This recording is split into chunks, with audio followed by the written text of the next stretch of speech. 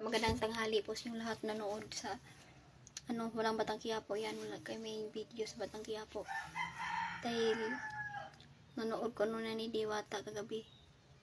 Ay, hindi pala ako nanood kagabi. Nag-viral ko na sa YouTube ko. Para sa Sabado pala kahapon. Kalimutan ko, guys.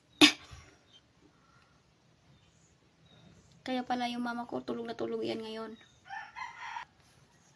Kasi hindi pagod na pagod sa biyahe niya. Kasi tulog na tulog yata yan. Dahil ano siya, pawag dun. Yung mama ko talaga, isang guro na. Ngayon pa yun, guro pa rin si mami. Yung mama ko. Kaya ang bait, no? Hindi yan suplada yan, mabait na tao yung mama ko. Kaya pati ako, mabait pa rin. Pero ingatin natin sarili natin na si mama yan, mami ang tawag sa kanya, sa akin yan. Kasi kaya talaga yan, intindihin natin yung mama natin, si Diwata. Yan talaga yan si yun si Utlong. Wala na si Utlong ngayon, ha.